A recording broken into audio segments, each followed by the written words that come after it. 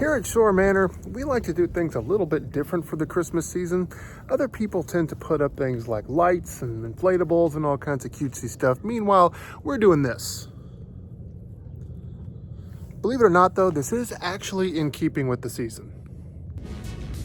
Now, I'm sure that all of you are well aware of Charles Dickens' famous story, A Christmas Carol, starring none other than Ebenezer Scrooge, old Skinflint himself, I think he was also known as.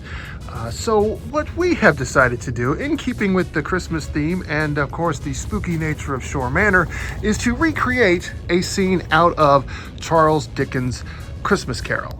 Now, I'll admit that we're hardly the first ones to come up with this concept, but I like to think perhaps we do it the most elaborately, with the most varying different tricks and techniques, and also in a fairly affordable way, I might add. So I'll describe how we've got our skeleton set up, what he represents, and some other facets that we have come up with to go with him.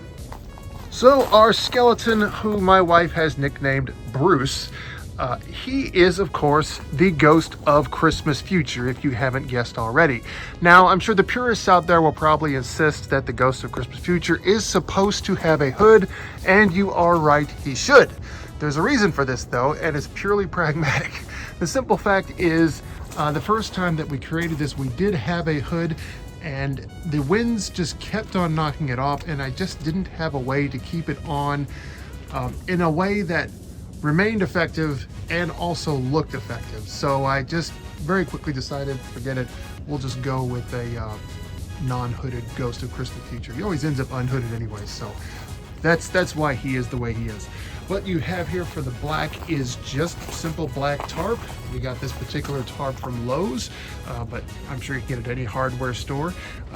You can see that it's used. If we come in close, you can see some of the duct tape that we've used for previous seasons. And if I went all around them, you'd find even more. But it goes on very effectively, just a slit over the top to go over his head. This one dropped a little bit over his shoulders, but it still works. Over here, just to further build this, is a sign for Scrooge and Marley's Counting House. This particular sign came to us from Vistaprint. If you should be interested in making your own sign, you can do that. It's just a very simple tarp sign with, I'll show you the back here. This is just basic wood frame that we use to build it, and it just driven into the ground right there, very simply. It does the trick. You don't do anything super fancy, just enough for people to see it and recognize, oh, Scrooge and Marley, and that's what it is. And you can't see this right now, but in this window at night, we actually have a projection of Jacob Marley's ghost. So if you haven't already, make sure and subscribe for when we do our Christmas walkthrough, and you will be able to see that. But like I said, we've actually added more to this, so let's move on to the other part of this particular scene, where we have recently added a headstone for Ebenezer Scrooge.